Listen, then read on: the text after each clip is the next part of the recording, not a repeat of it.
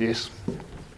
Det, som jeg har tænkt mig at gøre, det er, at jeg vil i det her foredrag, der vil jeg starte med at fortælle lidt om, hvordan det er, at vi måler på indlandsisen lige nu. Fordi vi har alle sammen ud fra medierne, og måske er der også nogle af jer, der arbejder med isen på den ene eller anden måde, et rigtig godt indtryk af, at det går rigtig hurtigt. Vi mister rigtig meget is lige for tiden i Grønland. Og det vil jeg gerne vise lidt om, hvordan det er, at vi måler de her ting. Og forhåbentligvis så kan det lede over til, hvorfor det er så spændende at få information tilbage i tiden, og hvorfor det er så nødvendigt for os også at få den her information. Til at starte med, prøv lige at se her. Den har jeg lige hentet fra Google Earth. Det viser satellitter, hvad der er deroppe i cirkulation om jorden. Lige nu 2.207 satellitter i kredsløb, og halvdelen af dem her, de virker lige nu og sender information ned til kloden. Udover dem, så er der 20.000 stykker space junk deroppe, som også er i cirkulation om jorden. Og det er gamle raketmotorer, og de kalder dem for vehicles, altså transportelementer til alle de her satellitter. Vi får bare sindssygt meget information lige nu om, hvad der sker med indlandsisen. Man kan sende satellitter op, teknologien har gjort, at det ikke er specielt dyrt, og man kan sende alt muligt op i rummet. Her er der nogle svenske brødre, som har sendt en donut op. Det her det er bare lige for at vise jer, at det er muligt, det her. De har endda lavet sådan en videofeed, sådan, så man kan følge den hele vejen op i jordens atmosfære. Man får lyst til at lige at klikke på det, ikke? Men det må I gøre derhjemme. Hvad koster det? Ja. Godt spørgsmål. Nå, al den her information, den kommer lynhurtigt tilbage til os og ud i medierne, og så bliver vi bombarderet. Og her er et rigtig godt eksempel. Chokfoto, så hurtigt smelter Grønland. Det er fra Ekstrabladet, det her i 2012. Og så står der med småt her, Grønlands isoverflade forsvandt på få dage, afslører satellitfotos fra NASA. Jeg tør godt love, at hvis det nu var sket, så tror jeg ikke, vi sad her lige nu. Prøv at se her. Det er Grønlands indlandsis, hvad den kan levere af havspejlsstigning 7 meter. Hvis det var sket på få dage, så tror jeg, at verdensordenen var fuldstændig ændret. Men det, der skete her, det var, at hele Grønlands indlandsis oplevede smeltning fra overfladen. I nogle ganske få dage, der var nogle specielle vejrfænomener, som gjorde, at der foregik smeltning over hele isoverfladen. Og det sker meget, meget sjældent. Sidste gang det skete, var en gang i 1890'erne. Så det var ret unikt, og det kan man se på de her satellitter. Dagligt så får vi informationer fra de her satellitter, hvor meget is der smelter. Så det er altså ikke kun junk, der kommer. Her er et andet eksempel. Det her det er en massebalancemodel for isens overflader, så man hver dag kan få information om, hvor meget sne er der faldet, og hvor meget sne og is er der smeltet.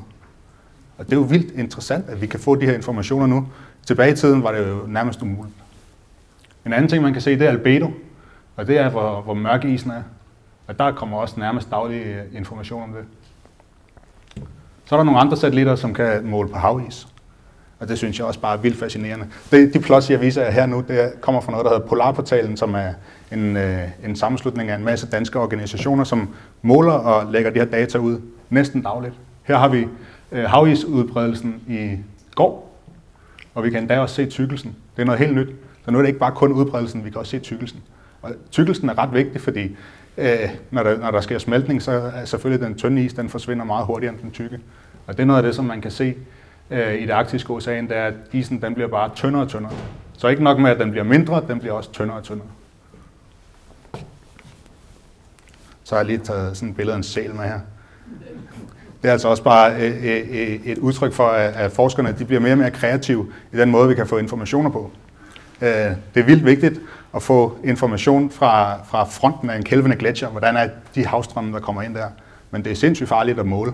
Man kan ikke rigtig gøre det med en helikopter, og der er ganske få dumdristige folk, der tør gøre det med et skib. Men de der sæler, de lever der, og så får de lige monteret sådan en der lokker i panden. Biologerne de siger, at de er fuldstændig ligeglade i de der sæler. Men den ser lidt misfornøjet ud. Men de svømmer altså ned og fanger deres føde og lever i vandsøjlen og hele tiden måler dybde og temperatur og saliniteten, altså hvor fersk eller hvor salt vandet er. Og her er bare et eksempel fra nogle sæler. Det her det er Antarktis, hvad der er blevet målt af data. Der er bare lige for at sætte det hele i skala, ikke? Heroverfra, vi har Falklandsøerne her, Sydamerikas spids, og herover har vi Tasmanien og Australien. Der er 8.000 kilometer. Og der svømmer de her elefantsæler rundt og logger og måler data hele tiden til forskerne, som skaber information, som man aldrig nogensinde ville have haft råd til at lave med skib eller med mennesker. Det synes jeg er ret fedt. Nu lige her tilbage til de her satellitter, fordi nu vil jeg fortælle lidt om nogle af de satellitter, som vi kan bruge til indlandsisen og til at vise, hvad der sker med indlandsisen. Og der findes 2 specielle satellitter, som jeg synes er ret fantastiske. Og nu er jeg ikke selv sådan en, der forsker i satellitter, men jeg bliver alligevel lidt betaget af de ting, som de her satellitter de kan. Og dem jeg vil vise jer, hvordan de fungerer, det er de her 2, der hedder Grace. Der er 2 satellitter, en der hedder Grace 1 og en der hedder Grace 2. Og de ser sådan her ud. Det er ikke et billede det her, det er bare en animation, som NASA har lavet. Men de her 2 satellitter, de bliver også kaldt for Tom og Jerry. Og så den ene, den følger efter den anden, så kan I regne ud, hvem der er hvem, ikke? Imellem dem, der er en rigtig kraftig laserstråle, som kan måle afstanden mellem dem rigtig, rigtig præcist. Og de måler afstanden rigtig præcist, og det der sker, det er, at de her satellitter, de er i kredsløb om jorden konstant, og når sådan en satellit bevæger sig hen over jordens overflade, så ændrer tyngdefeltet sig fra jorden. Og når tyngdefeltet ændrer sig, så enten så satellitten, den forreste satellit, det kunne være den her. Hvis tyngdefeltet bliver lidt tungere, så vil den blive suget ned mod jorden, og når det sker, så bliver afstanden mellem de 2 satellitter, den bliver ændret. Og så måler de altså hele tiden, hvordan tyngdefeltet der er rundt om jorden. Så får vi sådan et billede her. Nu er det godt nok lidt overdrevet, ikke? Men altså, vi har en idé om, at jorden den er fuldstændig kuglerund. Det passer altså ikke. Der er store forskel i jordens form. Det, der er rigtig fedt i forhold til isen, det er, at når vi har noget is, der så smelter, eller noget sne, der bliver lagt på kloden, så ændrer tyngdefeltet sig også. Og det kan de her 2 satellitter altså måle. Her er et eksempel fra Grønland. Nu ser vi, de kom op i 2003, og de kører stadigvæk og fungerer og sender data. Og her har vi så sådan delt op i et par år. Man skal lige have nogle målinger i nogle år. Sådan var det i hvert fald til at starte med. Nu er forskerne allerede begyndt at lave månedlige målinger af det her. Men det vi kan se, det er, at de steder, hvor der er rødt, der er det is, der er forsvundet fra indlandsisen. Og det her, det svarer til 15 cm om året over et kæmpestort område. Det er ret meget. Ret interessant så er det, at vi kan se, at de her, vi kalder dem for hotspots, hvor der sker ændringer, de flytter sig lidt. Fra 3 til 5, der var det her nede i Sydøstgrønland, og det bevægede sig lidt højere nordpå. Og så i 2007 og 2009, der røg det op i nordvest, og det stoppede igen, og så begyndte det her nede i sydøst igen. Ens for de her steder her, det er, at det er områder, som er i meget tæt kontakt med havet. Hvis vi ser på hele Grønland, så ser kurven sådan her ud. Jeg kan se, det bølger sådan lidt op og ned her. Er der nogen, der har et bud på, hvad det kan være? Årstiden. Det er årstiderne, ja. Så der falder sne om vinteren, så bliver det hele tyngdefeltet lidt tungere, og så mister vi sne og is om sommeren, og så hæver Grønland sig lidt. Man kan også godt se, at der fra starten af 0'erne og så frem til 2012, der var en tydelig tendens, som var ret accelererende. Og så sker der noget her, 2013 og 14. Det er nærmest som om, at det stopper. Det er så fortsat igen. 2015 var der rimelig høj massetab igen. Det er ret interessant, men nok meget mere et udtryk for, at vi har ændringer i vejret, end i forhold til, at vi har ændringer i klimaet. Fordi temperaturerne, de bliver rigtig, rigtig høje. Hvis vi kan se på de her kort her, så kan vi se, at opløsningen den er rimelig dårlig. Vi kan kun sige noget om regionerne. Der sker noget i nordøst, og der sker noget i nordvest, og der sker noget i sydøst. Men vi kan ikke rigtig komme sådan tættere præcis på, hvor det er, det sker. Ikke med den her type data. Det kan man gøre med andre typer satellitter, der måler højderne med laser, og man kan gøre det med flymålinger osv. Og en anden rigtig, rigtig fed metode, man kan bruge, det er GPS. Så amerikanerne i samarbejde med DTU har sat GPS'er rundt om hele Grønlands kyst. Hver enkelt lille prik eller trekant her, det er en GPS-station, som er boltet fast i fjeldet. Her er et eksempel fra Sydøstgrønland. Og der står sådan en GPS, den står rigtig, rigtig godt fast. Og så måler den sin højde igen og igen og igen og igen, hele tiden. Og fordi den måler så mange gange, så kan man også begynde at måle på ændringer i højden. Og så er der sikkert nogle af jer, der tænker, hvad kan vi bruge det til, når det er isoverfladen, vi er interesseret i. Men når isen den smelter, så hæver landet sig. Her er et eksempel på det der arbejde. Det er meget fint, at man har en GPS-station deroppe, men der skal altså også noget strøm til. Og der skal nogle solceller til, og der skal nogle batterier til, og det er rimelig meget udstyr, der skal op. Og når man så har sat den op, så er man ikke engang sikret, at den virker, fordi der kommer isbjørn. Her er en bjørn, der har været og bide i den antenne, der skulle sende data hjem til Danmark. Hvad gør det så i mørketiden? Ja, i mørketiden, spørgsmålet er, hvad gør man i mørketiden? Fordi der er nogle steder her i Grønland, hvor der er mørkt halvdelen af året. Der skal man gerne have en rigtig stor bank af batterier, der kan blive ladt op i løbet af sommeren. Om sommeren er det ikke noget problem. Der kører solen bare derop, og solcellerne de kan sagtens levere masser af strøm. Og så skulle de gerne lade batterierne op. Men der er et problem med de der batterier, fordi det er også hundekoldt. Og derfor så skal de her stationer, de skal besøges cirka hver andet år. Og det er jo en hård chance. Nogen må gøre det. Så er det at leje en helikopter, og så bare flyve rundt og besøge dem og reparere og udskifte batterier. Så I kan også nok regne ud, at det er en rimelig bekostelig affære. Der er mange tusind kilometer rundt, og timeprisen for helikopter i Grønland, den ligger på mellem 20 og 30.000. Men heldigvis, så er amerikanerne, de er fremme i skoene og leverer rigtig, rigtig mange penge til det her. Det gør den danske stat også. Men det er især amerikanerne, de har altså fået øjnene op for, hvor vigtigt det er for os at få information om, hvad der sker med indlandsisen. Og det er klart, der er masser af økonomiske interesser på spil der. Her der er et eksempel fra de her GPS-stationer. Og nu er ændringerne, de er vist som pile, der peger op i luften. Og det er jo meget fint, når vi har landet, der hæver sig. Og længden på pilen, der svarer til, hvor meget landet der hæver sig. Og hernede, der kan I se, det er 10 mm. Så vi er oppe i 40-50 mm for de steder. Undskyld, det er 10 mm om året, det her. Fra 2007 til 2011. Og det er altså sådan 4 cm af landet hæver sig nogle af de steder, hvor der er store gletsjere. Faktisk så kan et enkelt stor kalving-event, hvor indlandsisen den kælver meget, den kan få landet til lige at poppe op 2-3 cm i løbet af ganske kort tid. Det er ret interessant. Her der ser vi sådan en længere serie med GPS-målinger. Og I kan se, at der kører den her årstidsvariation. Der falder sne, landet det bliver trykket ned, og om sommeren så smelter sneen og isen, og så hæver landet sig igen. Og det kører bare sådan der. Og så er der en trend. Vi kan prøve at se på den her Kellyville. Det er rimelig langt fra indlandsisen, så der er ikke nogen påvirkning fra indlandsisen herinde. Der er vi inde i Sønder Strømfjord, lidt længere væk fra isen, end hvor Sønder Strømfjord ligger. Og den her hævning her, det er det, som der er tilbage fra, da vi havde istiden. Den sluttede i det her område fra 11.000 år siden, der smeltede isen væk. Men det der tryk, det store tryk, der var, det gør altså, at landet det stadigvæk hæver sig ganske stille. Det man så kan gøre, det er, at man kan kigge på den her variation.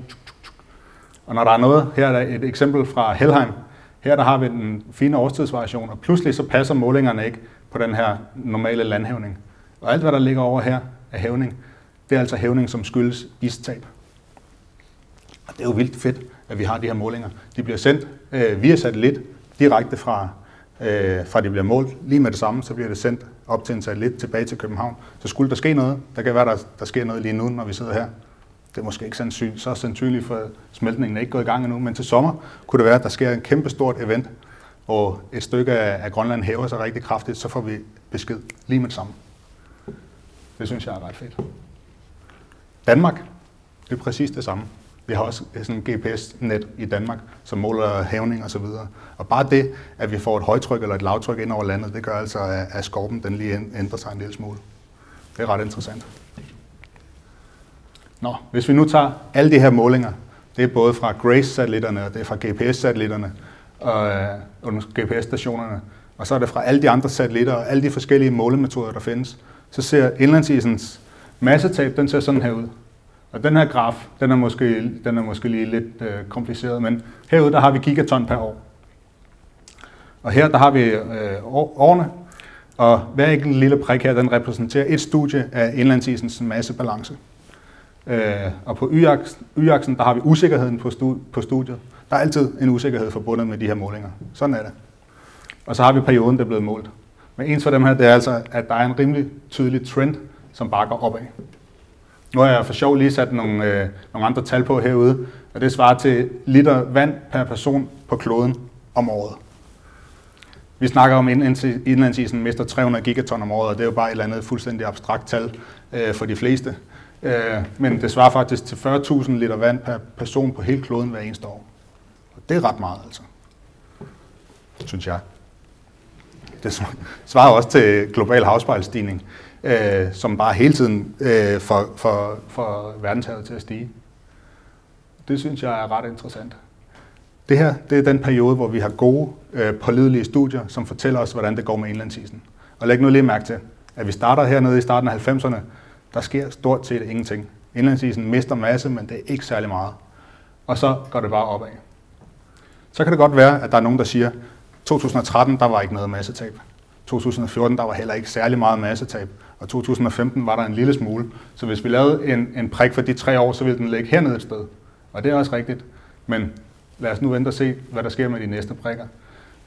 Vi skal se på de her målinger, ikke på enkelte år, men vi skal se dem over længere perioder. Så har vi haft en rimelig vild temperaturudvikling her de sidste par måneder. Jeg synes bare, jeg lige ville vise den, fordi det her det er noget, der bliver snakket om rigtig meget i de videnskabelige kredse, at januar, februar og december også var de varmeste måneder, som vi har målt. Hvis man kigger på temperaturen, set ikke som absolut temperatur, men set som en afvigelse fra middeltemperaturen. Og prøv lige at se her, det er de sidste cirka 140 år i klodens historie, månedstemperatur. Og den røde kurve her, den viser så årsgennemsnit. Og vi er altså heroppe nu. Februar måned, den lå helt heroppe. Globalt var den 1,3 grader varmere end normalen. Det er det varmeste måned, der nogensinde er målt, mens vi har haft termometre, der har målt klodens temperatur. Det er ret vildt. Hvis man så kunne se et kort, og det kan man, over kloden, hvor det her temperaturstigninger, de er sket. Det her det er fra februar måned. Varmeste måned, der nogensinde er målt i klodens historie. Prøv lige at se, hvor det er, at temperaturen den er varm henne. Her der står altså mere end 5 grader, og det er Arktis. Og så er det de store kontinenter. Og det er jo helt vildt altså, at vi har temperaturafvigelser, som er så store i Arktis. Det hører også med til historien, at det her det er et vejrsignal. Det er ikke nødvendigvis et resultat af klimaændringer, men det er der rigtig meget, der tyder på. Så man skal huske hele tiden, at der er noget, der hedder vejr, og der er noget, der hedder klima. Og en måned, den er ganske kort at kigge på i forhold til klima. Men nu har vi haft 3 måneder, der har været rigtig varme. Det er en hel sæson. Og det kan godt være, at det fortsætter. Nu får vi se. Dem, der har forstand på det her, og har forstand på indlandsisen, de spår, at det kommer til at blive en stor smeltesæson. Hvordan de spår det, det ved jeg ikke noget om. Nu har jeg taget her Grønlands temperatur. Den er faktisk varieret meget mere end hele klodens temperatur. Her der har vi de sidste 130 år, og vi befinder os oppe i den her rigtig varme periode nu, som faktisk er over 1 grad varmere end gennemsnittet fra 60 til 90. Hvis vi lige skal kigge på de her massebalancemålinger, som I godt kan huske med den her med pilen og de 40.000 liter vand, så ligger det i den her periode. Og den her periode, den er jo karakteriseret af en temperatur, som bare har været stigende hele tiden. Så der er måske ikke så meget at sige til, at indlandsisens massebalance, den bliver mere og mere negativ, når vi er i en periode, som bliver varmere og varmere. Og så er det, at I sidder og tænker nu, er jeg helt sikker på, kunne det ikke være fedt at vide, hvad der var sket med indlandsisen tilbage i tiden? Er det ikke rigtigt? Yes.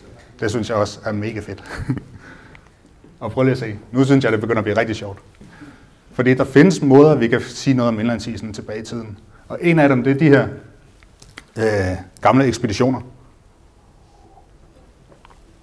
Det her, det er et billede fra Lauka Kochs treårsekspedition. Grunden til, at de her ekspeditioner, de kom, det er faktisk ham her skyld. Han hedder Adolf Høhl, og han var en nordmand, og han besluttede sig for, at han ville okkupere østkysten af Grønland. Og det er der ikke særlig mange, der kender til den historie, men det er faktisk en ret vigtig epoke i dansk og grønlandsk historie, at nordmændene simpelthen planter deres flag og skriver en okkupationserklæring i kongens navn og det hele, og de erklærer en stor del af Grønlands kyst for norsk. Og Danmark synes selvfølgelig, det var en ret dårlig idé. Der var nogle økonomiske interesser der. Det meste det handlede jo egentlig bare om territorie, muligheder for råstoffer, og så de små håndører, som der kunne drives hjem i forhold til pelsjagt osv. Men det ender med, at Norge og Danmark, de udfører, eller de går, men de sagde, at de gik i krig på ord, men de gik især også i krig på videnskab. fordi den her tvist, den skulle afgøres i den internationale domstol i Haag, og de vigtigste bevismaterialer, man kunne komme med der, det var, at man havde været i området, og man havde udforsket området, og man havde kortlagt området. Og på det her tidspunkt i starten af 30'erne, der begynder man at ture bruge flyvemaskiner op i Grønland. Og for os er det jo fuldstændig fantastisk, at de begynder at kortlægge fra fly. Og det gør de ved at tage billeder. Jeg skal lige prøve at se. Selvom det var i gamle dage, eller hvad vi nu kalder det, i 30'erne, så var der en ret storstilet missioner, de stablede på benene. I forhold til sådan danske ekspeditioner nu, så får de vores ekspeditioner til at se virkelig, virkelig små ud.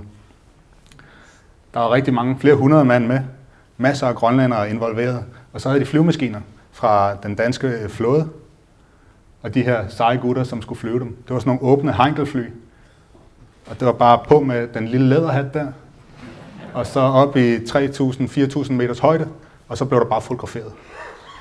Jeg synes, det er fantastisk, altså. Vi har de der billeder. Nu får I lige en video at se. Vi har fået den her video af en datter til en af piloterne. Det er første gang, vi viser den. Det er ret sejt. Det er den første gang, at der er en dansk flyver, der letter fra Grønland i Sydgrønland. Det kører lidt langsomt. Jeg ved ikke, om det er min computer. Nu kommer den. Der er jo ikke lyd på. Hvis der havde været lyd på, så kunne I nok have hørt de her 470 hestekræfter, der bare buller igennem. Men det er ret sjovt. Nu har jeg læst meget om de her ekspeditioner og læst deres ekspeditionsberetninger. De har aldrig prøvet at flyve i noget, der mindede om bjerge før. Altså. Det var danske piloter, som tog deroppe i Grønland og fløj rundt i områder, som de ikke kendte. De kort, der fandtes, de var rigtig dårlige. Og de anede sjældent, hvor de var. Deres opgave var at kortlægge landet. Og nogle gange bliver det tåget, og nogle gange så bliver de kuldret, fordi de var heller ikke vant til at flyve så højt. Der var ingen grund til at flyve i 4.000-5.000 meters højde i Danmark. Men de klarede det, og de fløj mange tusind kilometer uden et eneste uheld. Og fotograferede cirka halvdelen af Grønlands kystlinje i rimelig god opløsning, sådan så vi kan kortlægge gletsjerne i dag. Det var ret fedt. Efter afgørelsen i Haag? Det her, det var før. De gik bare i gang lige med det samme. Nordmændene, de lavede den her okkupationserklæring i 31 og 32, der var de i gang med at filme sådan her. Man havde snakket om det tidligere, men flåden havde simpelthen sagt, at det var for farligt. Det var ikke noget, som de ville kaste sig ud i. Der havde været nogle englændere tidligere i 31 at gøre det fra hvad kaldte de den, British Arctic Air Route Expedition, hvor de ville prøve at lave en bro mellem USA og Europa, hvor der skulle så være nogle landingsbaner på østkysten af Grønland. Men det var ikke gået specielt godt, og de havde ikke haft andet end problemer. Så man havde besluttet, at det var simpelthen for farligt. Men nu blev det gjort, og udover østkysten, så begyndte de så også at kortlægge det sydlige Grønland og det sydvestgrønland. Og sådan her ser billederne ud. Nu det her det er billede fra 32 fra sydøstgrønland, en gletsjer, der hedder Fenrisgletsjeren. Og vi fløj en tur i 2013. Nu vil jeg lige vise jer en bog, som vi lavede. Det er lige lidt sådan en selvpromovering, ikke? Vi lavede sådan en bog, hvor vi fløj i deres fodspor, eller hvis man kan kalde det. Og så genfotograferede vi gletsjerne. Og det er selvfølgelig ikke, der er ikke så meget videnskab i det, fordi vi kunne sagtens have kigget på nye satellitbilleder og lavet det samme. Men det var i hvert fald ikke lige så sjovt, og heller ikke lige så flot. Den her bog, den koster 300 kroner. Den har kostet 100 kroner at lave, og det er kun prisen for trykningen. Når I køber den, så sender vi 200 kroner til nanobørn i Grønland. Den her gletsjer, den har rykket 5 kilometer tilbage. Man bliver snydt på de her billeder, altså alle, der har været i Grønland, de ved godt, at distancerne deroppe, de kan altså snyde rimelig nemt. 5 kilometer har den rykket sig tilbage på de her billeder, og herfra og herned til, der er 400 meter, som isen er blevet tyndere. Her har vi nabogletsjeren faktisk. Fenris, den ligger lige sådan herovre rundt om hjørnet. Den hedder Midgård, og den har rykket 30 kilometer tilbage siden 30'erne. Og den er tæt på at kravle op på land nu, så den ikke længere er i kontakt med havet. Det er ret vildt. Og her til sidst så har jeg en gletsjer. Jeg vil ikke engang fortælle jer, hvad den hedder. Vi kalder den bare for KNS. Og den ligger i Nuukfjord. Den har et grønlandsk navn, som er for svært for mig at sige. Det er også en af de rigtig, rigtig store, som når man ser på kortene over massetab i Grønland, så er det et af de der hotspots, der er på vestkysten. Den er også smeltet 3 km tilbage her. Man kan faktisk se, hvis I kigger på fjeldet, så kan man se, at den engang tidligere har været endnu større. Det var under den lille istid, hvor den havde sin maksimale udbredelse. Det kan man se i fjeldet. Vi har lavet sådan en database her over alt, hvad der findes af flybilleder. Og nu plotter jeg den bare lige på hurtigt. Her var hvad de nåede at dække i 30'erne. Jeg synes selv, det er ret imponerende. I de her små åbne flyvemaskiner. Så er der 40'erne og 50'erne blev der også fløjet rigtig meget. 60'erne og 70'erne endnu mere. Og så i 80'erne blev der lavet en kæmpe stor kortlægning af Grønland, som var meget systematisk. Det kan I se, hvor godt linjerne ligger, og man har hav af information om de her flyvninger. Og det blev selvfølgelig brugt til at lave nogle rigtig præcise kort over Grønlands kyst. Dem kan vi bruge, og det er vildt interessant. Men der er også en masse andre ting, som vi kan bruge. Blandt andet satellitter. Og så tænker jeg, okay, hvornår kommer de her første satellitter egentlig i omløb? Og der igen er amerikanerne altså lidt vilde. I starten af 60'erne begyndte de at sætte spionsatellitter op. Og det var selvfølgelig en kold krig, som gjorde, at der var behov for det. Nogle af de satellitter, de sendte op, det var de her coronasatellitter. Og historien om dem, synes jeg også lige fortjener et par ord. Fordi de her satellitter, vi er lang tid før det er muligt at sende elektronisk information tilbage til jorden. Så de optog på almindelig film, hvad de nu fløj henover. Og den der almindelige film, den blev proppet i en kassette, når filmen var optaget færdig. Blev den skudt ned mod jorden. På et tidspunkt åbner der sig en lille faldskærm, og så daler den stille ned mod jorden. Og det skal russerne jo ikke få fingrene i, vel? Så sætter man fly på vingerne med en krog i, som fanger faldskærmen, og så har man sine billeder, ikke? Der er der nogen, der ikke tror på, men jeg har et billede af det. Prøv lige at se her. US Air Force, der er de i gang med at fange deres spionbilleder ind. Og de startede faktisk med at gøre det med helikopter. Og det findes der ikke nogen billeder af, og det var fordi, det gik galt næsten hver gang. Men der var altså mange hundrede af de her missioner, som lykkedes, og hvor vi fik billederne hjem. Og præsident Clinton, han sagde, at alle de her billeder, som der blev optaget i jorden, de skal være tilgængelige for alle, så dem kan man gå på nettet og finde nu. Det var meget fedt for os, fordi så har vi flybilleder, vi har gamle satellitbilleder, vi kan begynde at stykke sådan en historie sammen, hvad er der sket med de her gletsjere. Her er lige et eksempel på de der satellitbilleder, fordi I tænker sikkert, altså hvad var teknologien med de der billeder der i 60'erne? Det er faktisk rimelig god. Nu zoomer vi lige ind på gletsjerfronten her. Der kan man se alt muligt. Cellestørrelsen, eller resolutionen på de her billeder, den var under 1 meter. Og det svarer faktisk til noget af det bedste moderne satellitbilleder, vi har nu. Jeg har lige taget et eksempel på den nyeste satellit, og det er også en amerikansk satellit. Vi har her gletsjerfronten, og vi er nede på omkring 10 cm opløsning, og de har holdt det hemmeligt. De produkter, vi har kunne købe, de har været på omkring 1 meter og nogle gange 40 cm, men aldrig nogensinde nede i den her opløsning. Men nu er de begyndt at løsne lidt op for det, og nogle områder, blandt andet Grønland, kan man godt købe de her i super høj opløsning. Og det er helt vildt altså. Når vi flyver, hvis vi fløj over den her gletsjer i et par 100 meters højde og tog billeder med vores kamera, så ville det ikke være lige så god kvalitet. Det er helt vildt. Så teknologien, den er vild. Nu har jeg så lavet et studie her, hvor jeg har kortlagt 300 gletsjere på nordøstkysten af Grønland, og I kan se op på det her lille udsnit, hvor vi er henne. Og det var for at se, vi ved, at fra 2000 til 2013, der smeltede gletsjerne bare rigtig, rigtig hurtigt. Jeg synes, det kunne være vildt interessant at gå tilbage i tiden, og så se, hvor hurtigt gik det egentlig, da vi havde lille istiden, den sluttede, og vi havde den her varme periode i 20'erne. Og her har jeg bare plottet en masse cirkler i røde og grønne farver.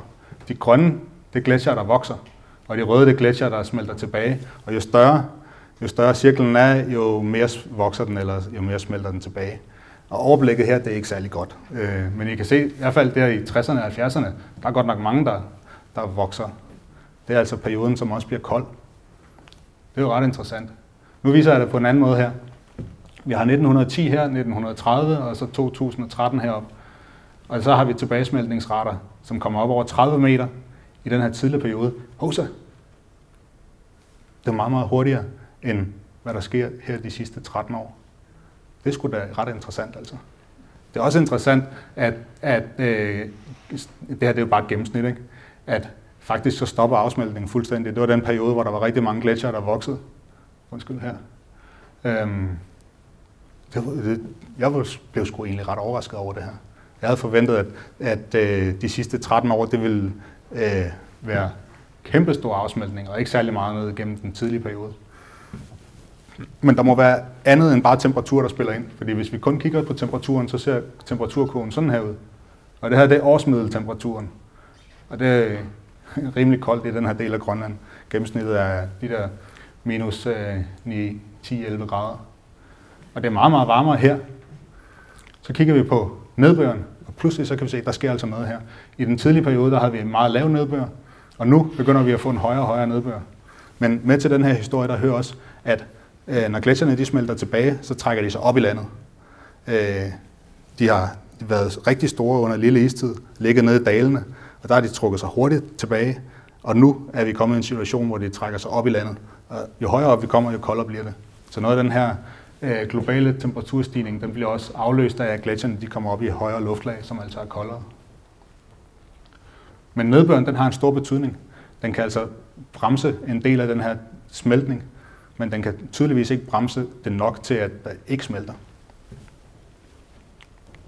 Yes.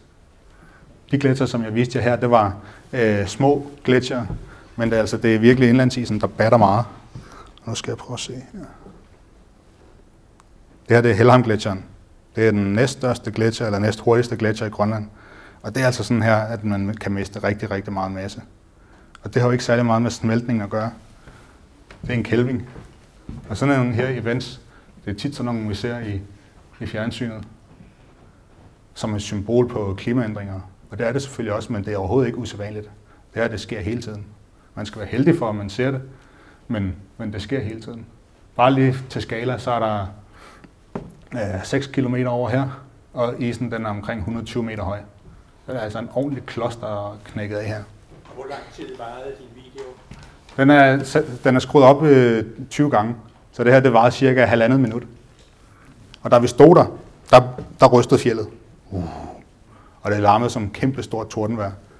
Det var ret fedt, altså med hjertet, der pumper. Og man har begyndt at sætte sådan seismografer op forskellige steder for at måle på det her, som også sender data, så man kan måle de her kælvinger. Og den her kælving, den blev målt i Japan på en seismograf.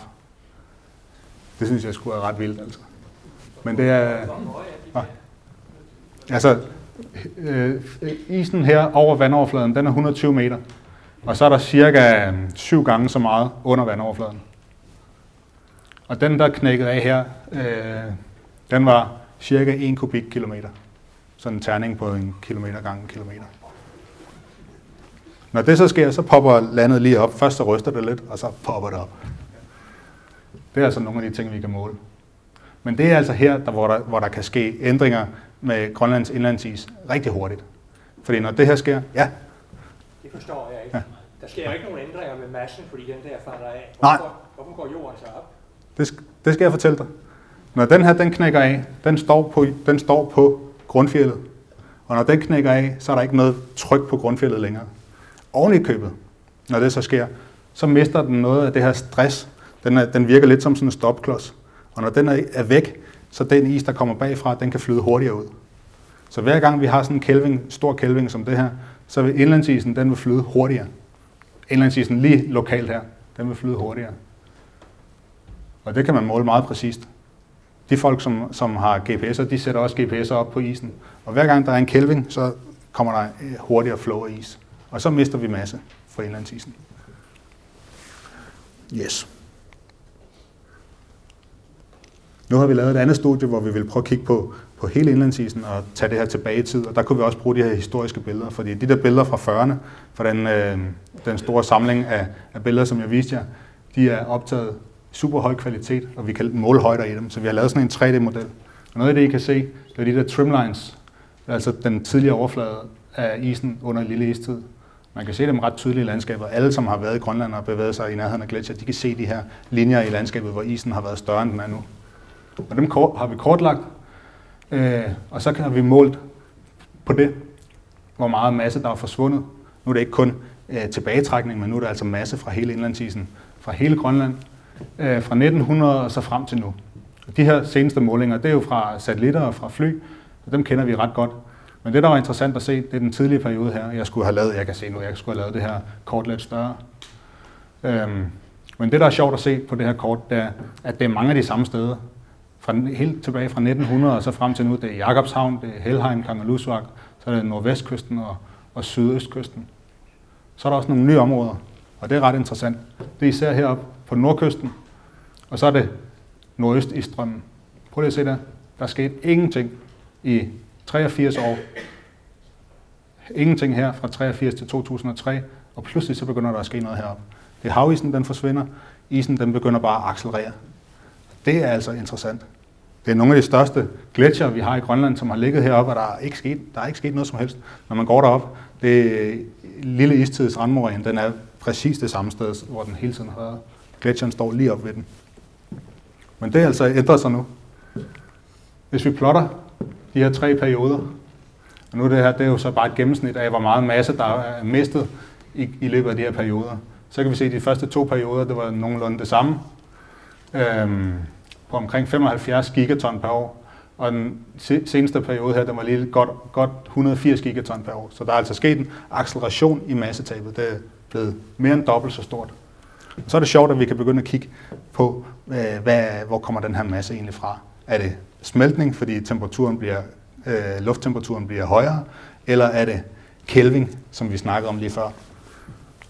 Og der er vi faktisk rimelig heldige, fordi overflademassebalancen, det er det, der står her, surface mass balance, den kan man modellere rimelig nemt. Det er, hvor meget sne, der falder, og det er, hvor meget sne og is, der smelter. Og vi har rimelig gode meteorologiske modeller, som vi kan putte ind, og så kan vi modellere det her. Og der får vi nogle tal. Det er de her orange. De ligger i plus. Der falder altså meget mere sne, end der smelter. Det er jo ret interessant. Men egentlig heller ikke så overraskende, fordi det bliver opvejet af den Kelvin, der sker. Men prøv at se overflademassebalancen. Nogenlunde konstant. Og så begynder den altså at falde her nu. Så kan vi se forskellen mellem de her to. Det må være, hvor meget is, der er kælvet væk. Der har vi også noget kort for det. Og det er den gule her. Og ret interessant. Vi blev vildt overrasket, da vi så det her resultat, fordi det er faktisk konstant gennem hele perioden. Så vi har ikke set, inden for de sidste år, har vi ikke set en stor atypisk acceleration i Kelvin, men vi har til gengæld set, at overflademassebalancen den er blevet mindre positiv. Og det er fordi, der smelter mere om sommeren. Der falder også mere sne, men der smelter endnu mere om sommeren. Men det er stadigvæk et positivt bidrag til indlandsisen. Men Kelvinen gør det altså til, at det bliver et massetab. Det var nogle resultater, som vi fik ud her i december, og det var vi ret glade for. Det er et stykke arbejde, som har taget mange år. Bare at lave den her model, som vi måler i, har taget 4 år. Og en af vores studerende, som har videt hele sin Ph.D. til det. Og jeg står bare her og fortæller om resultaterne. Det er slet ikke mig, der har lavet det hele. Med det, der kunne vi så sige, at indlandsisen den har bidraget i den her periode med 2,5 cm. Det var ret interessant. Og vi er virkelig stolte af det her resultat, fordi nu kan vi fortælle noget om indlandsisen de sidste 100 år. Noget, som vi ikke har vidst. Det her det er IPCC, og det er sådan noget, som vores resultater skal bruges til. De skal puttes ind i de her IPCC-figurer, og det ved jeg godt, det er mega kedeligt. Men det, som der er interessant i den her figur, det er, at der mangler altså noget data. Det skal vi lige se. Der mangler noget data. Der er ingen, der har vidst, hvad der skete. Den termale udvidelse, altså hvor meget vandet det fylder mere, når det bliver varmere, man har ikke anet noget som helst om det i den her periode. Grønlands indlandsis, Antarktis, der er ingen, der har vidst noget som helst. Nu kan vi altså putte nogle tal på her. Snart så kan I godt begynde at regne den her ud, altså. Det vil jeg da håbe. Og så kan vi begynde at se på, hvor meget er fra Antarktis. Og det er jo vildt interessant, når vi ved, hvor tingene kommer fra. Fordi havet, det globale havniveau, det stiger ikke ens over det hele. Fordi vi ændrer hele tiden på tyngdefeltet, når der flytter is. Så når Grønland mister is, så stiger havet ikke i Grønland. Det stiger et andet sted på kloden, langt væk fra Grønland. Yes. Nu har vi kigget lidt på den her. Kunne det ikke også være sjovt at komme endnu længere tilbage i tid? Vi har stadigvæk lige lidt tid, 20 minutter tror jeg, vi har løbet på. Så nu vil jeg vise jer noget, som jeg synes også er ret interessant. Nu ændrer vi tidsskalaen, så i stedet for år, så bliver det til 1000 år. Istiden den slutter her, og så prøv lige at se, hvordan temperaturen den bare stiger. Det er mange graders forskel her. 2-3 grader op og ned, op og ned, op og ned. Vi har den lille istid her, hvor vi ved, at gletsjerne over hele kloden de vokser. Så har vi Holocene termale optimum. Det er den tidspunkt i Grønlands indlandsis historie, hvor den er mindst, i hvert fald i den seneste historie, hvor den er mindst. Og så er der nogle perioder, hvor det også svinger lidt. Der er middelaldervarme og den romanske klimaoptimum. Masser af udsving. Og det kunne være vildt interessant at se, hvor hurtigt er det egentlig gået med afsmeltningen, når det er gået hurtigt tilbage i tiden. Og der bliver det lidt sværere, fordi der er ikke nogen gamle ekspeditioner, vi kan kigge på der. Vi bliver nødt til at gå ud i en geologiske arkiver og så hente noget data hjem. Og det er jo det, som faktisk er det sjoveste. Altså. Så vi bliver nødt til at tage til Grønland. Og nu viser jeg lige nogle billeder. Det er så også måske en lidt atypisk ekspedition, jeg vil vise jer billeder fra her, fordi der har vi fået fingrene i sådan et gammelt træskib, som vi sejlede til østkysten af Grønland. Og altså, hvis man er lidt ekspeditionsnostalgiker, som jeg er, så var det jo bare mega fedt altså. Så kommer jeg også fra Svendborg, og jeg synes, det er fedt at sejle i et træskib. Så det tog ikke lang tid at blive overtalt til at tage med på den her ekspedition. Danmarksstrædet her mellem Island og Grønland, det var sgu også lidt vildt altså. Men det her skib, det hedder Aktiv, og det er også blevet brugt til nogle andre ekspeditioner. Det kan være, der er nogle af jer, der kender det fra filmen Ekspeditionen til verdens ende. Men vi havde lånt det med besætning, og så sejlede vi det til sydøstkysten for at lave sådan en ekspedition, hvor vi nu skulle prøve at finde ud af, hvad der er sket med indlandsisens historie i det her område. Og det er svært at komme til. Hvis vi skulle tage til med helikopter, så ville vi bruge alle vores penge på det. Det er faktisk billigere løsninger at tage sådan et skib og sejle det derop. Og det der skib, det er bygget til at sejle is, og vi kunne have al vores grej med, og det viste sig faktisk at være rigtig, rigtig fornuftigt. Så havde vi også en kok med fra Noma. Det gjorde det også ret spændende, altså. Og her er sådan en typisk, atypisk ekspedition, ikke? Der er nogen, der måler på, hvad der findes af liv på havbunden, og hvad der har været tidligere liv på havbunden. Bliver der hævet sådan en grab med mudder op. Og her der har vi en multibeam. Det er en, der kan måle sådan en 3D-overflade af fjordbunden. Og så er der her Peter Ilsø, han er også her fra museet, han måler på DNA, hvad der findes af liv i vandet. Det var også ret interessant. Men det, som vi kom for, det var især at save i sten. Og det lyder måske bare lidt primitivt, men vi skulle gerne have nogle stenprøver, fordi de her stenprøver, de kan fortælle os noget om, hvor længe har de været blottet for atmosfærisk stråling. Og det er en sådan forholdsvis ny metode, som er mega smart. Altså. Nu står jeg her og saver en blok af en sten. Det, der sker i sådan en sten der, det er, at når isen har været hen over den, det er en sten fuldstændig ligesom alle de danske sten, vi har, som er blevet transporteret fra Norge. Og når isen forsvinder, og ikke længere ligger som et kæmpestort lag over den her sten, så modtager den kosmisk stråling. Og den her kosmiske stråling, den laver sådan en spaltningsreaktion i kvartsen, og så får vi beryllium. Og det vi gør, det er, at vi kigger bare på kvartsen, hvor er koncentrationen af beryllium, og så kan vi oversætte det til, hvor lang tid har den ligget ude i den fri natur og fået stråling til sig. Det er jo mega smart. Så skal vi bare samle en masse sten. Ud over hele Grønland, og så samle sten tæt på isen og langt ude fra isen, og vi skal samle sten ned ved havniveau, og vi skal helt op på fjeldtoppen og samle sten. Og når vi har samlet rigtig, rigtig mange sten, så vil vi begynde at sige noget om, hvornår smeltede isen tilbage, og hvornår smeltede den ned, og hvor hurtigt gik det. Det er sgu ret fedt. Her der er et eksempel fra Grønland. Ja, det er bare et satellitbillede.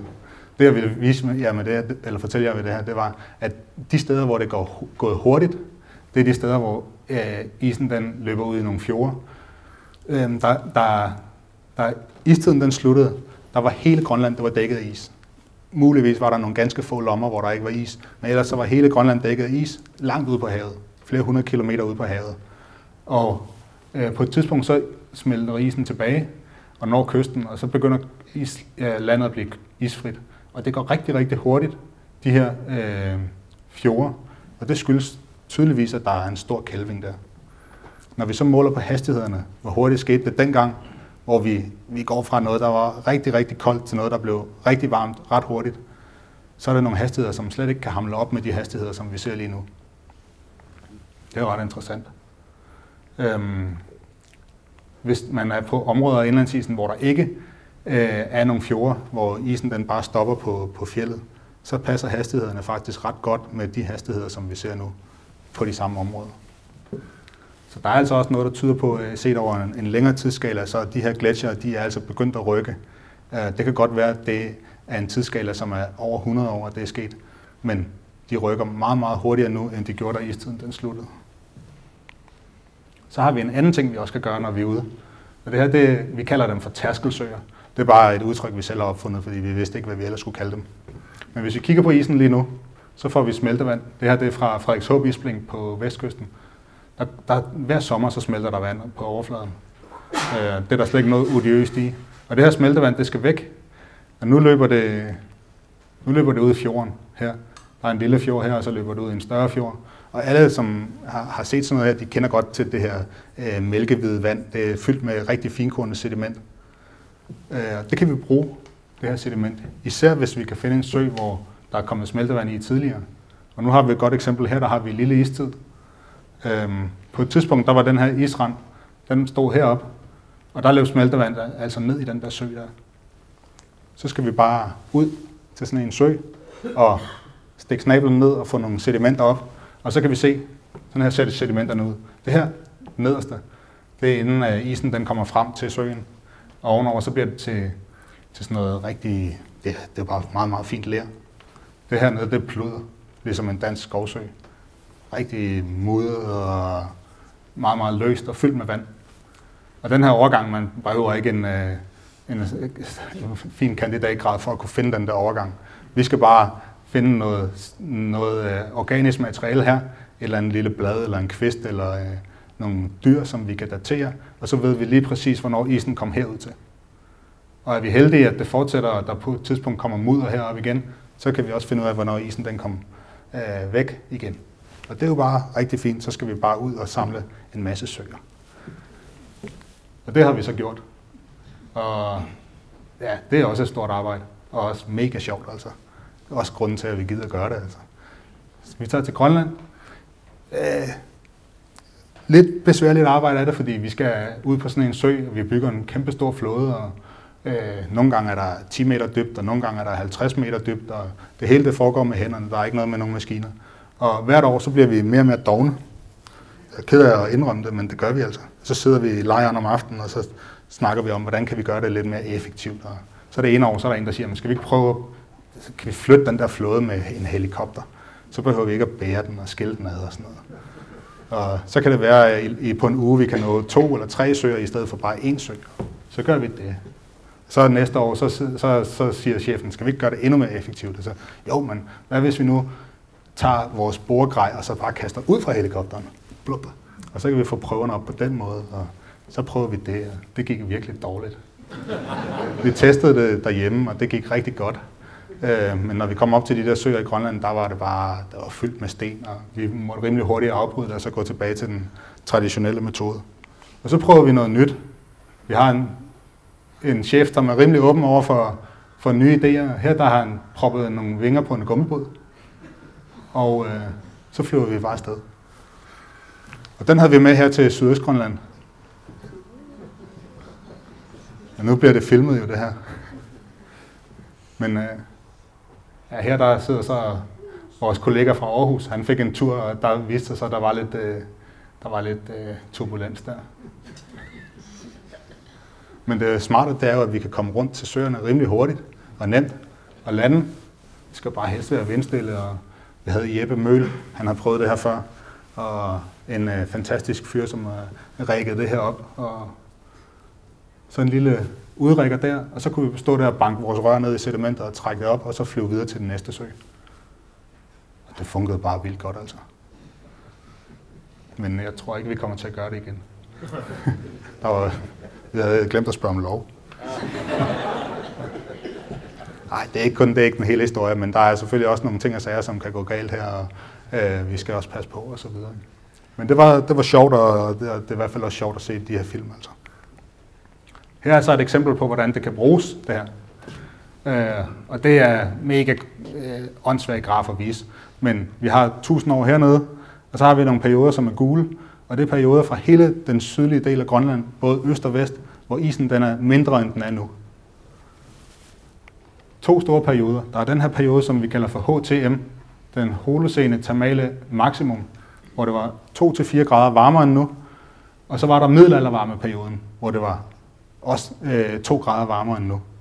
Og det er ret interessant, når vi begynder at kigge på de her resultater, fordi Isen den var væsentligt mindre, end den er nu. Senere blev det lidt koldere, og den voksede frem igen, og så blev den endnu en gang væsentligt mindre, end den er nu. Og de her resultater, dem kan vi bruge til dels at fortælle noget om, hvor hurtigt er afsmeltningen den er sket i den her periode. Og der er noget, der tyder på, at det er gået rigtig hurtigt.